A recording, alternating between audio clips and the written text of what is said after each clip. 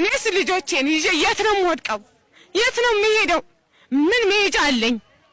የት ነው የምገባው? እውነት ከሀገሬስ የት ነው የምወጣው? እኔ ኢትዮጵያዊ ነኝ። ከሀገሬ የት ነው የምወጣው? የት ነው የምሄደው? በአማራ ክልል ያለው ውጊያ እየተፋፋመ ሲሆን የአማራ ፋኖች በተለያዩ ግንባሮች ድል እያገኙ እንደሆነ ተሰምተዋል። በተለይም በጎጃም፣ በጎንደር፣ በወሎና በሸዋ አካባቢዎች ውጊያዎች ተጠናክረው ቀጥለዋል። በጃዊ ወረዳ ሸመንቀይና ማምቦክ አካባቢዎች ከባድ ውጊያ እየተካሄደ ሲሆን ፋኖች ፈንዳቂ ከተማን በመቆጣጠር በሚሊሻዎችና በፖሊስ ላይ እርምጃ እየወሰዱ ነው። አልጣሽ ብሔራዊ ፓርክ አቅራቢያና መተማ አካባቢዎች ውጊያዎች ቀጥለዋል። የቋራው ሜራላ ክፍለ ጦር በተደጋጋሚ ድል እያስመዘገበ ነው። የአማራ ፋኖ በአዲስ አልማዶ 7ኛ ክፍለ ጦር ድል መቀዳጀቱን አስታውቋል። ሉማሚ ከተማን በመቆጣጠር ጠላትን መግቢያና መውጫ አሳጥቷል። ጦር መኮንኖች አሉ 4 የጦር መኮንኖች አሉ 9 በድምሩ ከ9 በላይ የጦር መኮንኖች እጃችን ላይ አሉ። እነሱን አስፈላጊ ከሆነ ማውጣት እንችላለን። ይሄንን ከአንዴም 2 3 በእጃችን ላይ ያሉ ምርኮዎችን የዓለም አቀፍ ገለልተኛ ተቋም የሆነ ቀይ መስቀል እንዲረከበን በተደጋጋሚ ጠይቀናል። ነገር ግን የሚረከበን አካል ስላጣን ከሰራዊታችን ጉሮሮ እየነጠቅን እያካፈልን ምርኮኛ እየቀለብን ያለንበት ሁኔታ ነው ያለ። ምናልባት ሻለቃ አበበ በተለያዩ ውጊያዎች ነው እነዚህ የጦር መኮንኖች በእጃቸው የገቡት? ምክንያቱም በአገዛዙ በኩል የድል ዜናዎች እየተሰሙ ነው ያሉት።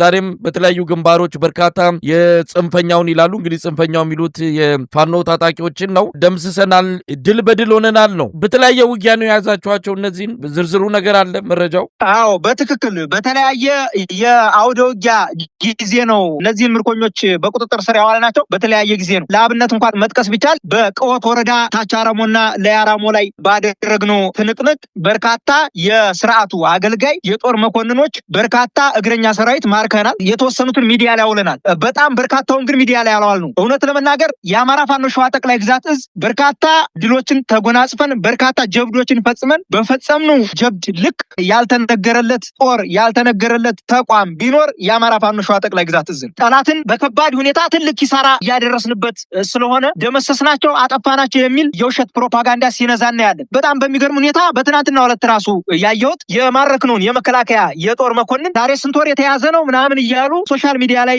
ሲያቦካኩት አያለሁኝ።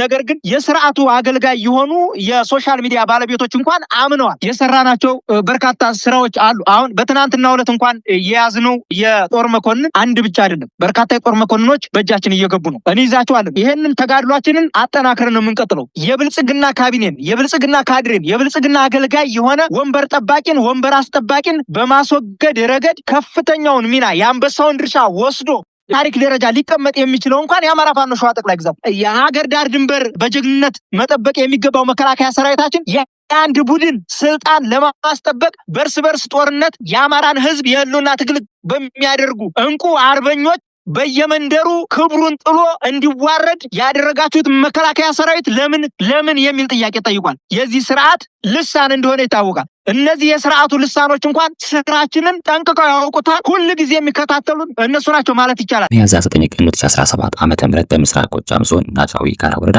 ገደብ ከተማ በሚገኝ ትምህርት ቤት ዙሪያ በደረሰ የድሮን ጥቃት ከ100 በላይ ሰዎች ህይወታቸውን አጥተዋል። የአካባቢው ነዋሪዎችና የዓይን እማኞች እንደገለጹት ጥቃቱ የተፈጸመው የትምህርት ቤቱን አጥር ለማጠርና ቤት ለመስራት በተሰበሰቡ ሰላማዊ ሰዎች ላይ ነው። የደረሰው ጉዳት እጅግ አሰቃቂ ከመሆኑ የተነሳ አስክሬኖቹን ለመለየት እንኳን አስቸጋሪ ነበር።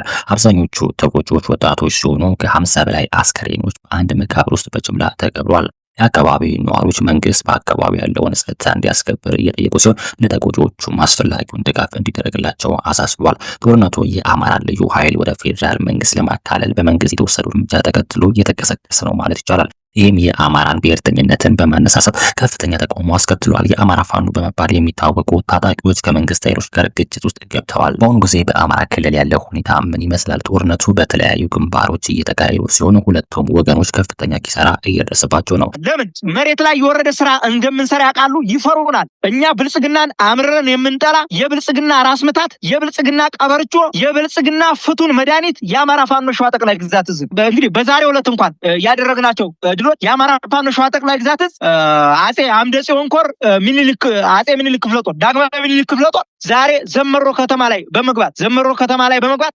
4 ከፋኖ ከድተው ከተማ ውስጥ ገብተው ሚኒሻ ሰልጥነው እያገለገሉ የነበሩ 4 የስርዓቱ አገልጋይ ወንበር አስጠባቂ ባንዳ 3 ከዚህ በፊት ሸዋሮቢት ከዘመሮ ወስዶ በጠረጥራችኋለሁ በሚል ሰበብ ከዘመሮ ወስዶ ተሐድሶ ሰጥቻለሁ ብሎ ሸዋሮቢት ማረሚያ ቤት አቆይቶ 90 ሺህ ብር ከፍሎ ለደህንነት ስራ ያሰማራቸው እዛው ዘመሮ ከተማ 3 በድምሩ 9 የስርዓቱ አገልጋይ ካድሬ ሚኒሻ ውስጥ ለውስጥ ሲሰሩ የነበሩ የደህንነት አካላቶችን የአጼ አምደ ጽዮን ኮር አጼ ምኒልክ ክፍለ ጦር የክፍለ ጦሩ ቃኞች ሰርገው ገብተው አውጥተዋል። ማንቁርቱን እያነቁ ነው ያወጡት። በዚህ ልክ ነው እየታገልን ያለን። በዚህ ልክ ነው። እንደው ሻለቃ አበበ እንግዲህ የፋኖ ትግል አሁን 2ኛ ዓመቱን እየገባ ነው። በአብይ አህመድ አገዛዝ በኩል መጠነ ሰፊ የጥቃት በተለይ አሁን ሰሞኑን በድሮን የታገዘ ከፍተኛ ጥቃት እየፈጸመ ነው። በጎጃም በተከታታይ የወሰደው እርምጃ፣ ሰሞኑንም በሸዋ ውስጥ እንደዚሁ በድሮን ያጠቃው ሰላማዊ ሰዎችን የጨፈጨፈበት ክስተት ምናልባትም ክረምቱ ከመግባቱ በፊት የፋኖን ከዚህ ምድር ላይ መጥፋት አለበት ከሚል መነሻነት እያደረገ ያለው ወታደራዊ ዘመቻ በየአቅጣጫው ተጠናክሮ ቀጥሏል።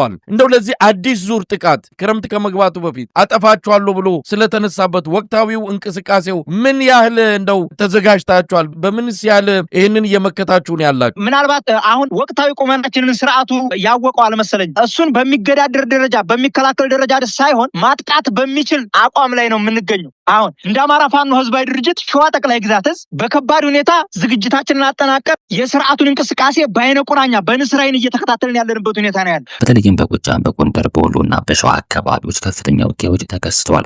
እንደ ምንጮች መረጃ ከሆነ ፋኖች በተወሰኑ አካባቢዎች ላይ ቁጥጥር እያደረጉ ሲሆን፣ የመንግስት ኃይሎች ደግሞ በሌሎች አካባቢዎች የበላይነታቸውን አስጠብቀዋል። በጎጃም አካባቢ ያለው ውጊያ እጅግ የተነከረ ነው። በተለይም በጃዊ ሽምልቅቅና ማምቡክ አካባቢዎች ከፍተኛ ግጭቶች ተከስተዋል። ፋኖች እነዚህን አካባቢዎች ለመቆጣጠር ከፍተኛ ጥረት እያደረጉ ሲሆን የመንግስት ኃይሎችን በጽናት እየተከላከሉ ነው። በጎንደር ዞን ቋራም አልታሻ ብሔራዊ ባንክ አቅራቢያ ውጊያዎች ተካሂደዋል። የአካባቢ ስትራቴጂካዊ ጠቀሜታ ያለው በመሆኑ ሁለቱም ወገኖች ለመቆጣጠር ይፈልጋሉ። በወሎና በሸዋ አካባቢ አልፎ አልፎ ግጭቶች ተከስተዋል። እነዚህ አካባቢዎችን በአንጻራዊነት የተረጋጉ ቢሆንም የፋኖች እንቅስቃሴ አሁንም ድረስ ይታያል። የአካባቢው መልካም ምድር በደንብ ስለሚያውቁ የመንግስት ኃይሎችን ለመዋጋት ቀላል ይሆንላቸዋል ተብሏል። በተጨማሪም ፋኖች ቁርጠኝነት ያላቸውና ለዓላማቸው የሚዋጉ በመሆናቸው ተነሳሽነታቸው ከፍተኛ ነው። ከአደረጃጀትና ከሎጂስቲክ አንጻር ሲታይ ከመንግስት ኃይሎች ያነሱ ናቸው። በመካከል አመራር ላይ አለመግባባቶች መኖራቸው የፋኖ እንቅስቃሴ ሊያደናቅፍ ይችላል ተብሏል። ከመላው ሀገሪቱ ወታደሮችን ማሰባሰብ ስለሚችሉ የሰው ኃይል አቅርቦት አላቸው ተብሏል። ጦርነቱ በአማራ ክልል በመካሄዱ የመንግስት ኃይሎች ለመንቀሳቀስ ተቸግረዋል። በጦርነቱ ሳቢያ የሰብአዊ መብቶች ሁኔታ ምን ይመስላል? ጦርነቱ በሲቪሎች ላይ ከፍተኛ ጉዳት እያደረሰ ነው። ንብረቶች እየወደሙ ሲሆን ብዙ ሰዎች ከመኖሪያ ቀያቸው ተፈናቅለዋል። ዓለም አቀፍ የሰብአዊ መብት ተቋማት ሁለቱንም ወገኖች የሲቪሎችን ደህንነት እንዲጠብቁ ጥሪ እያደረጉ ነው።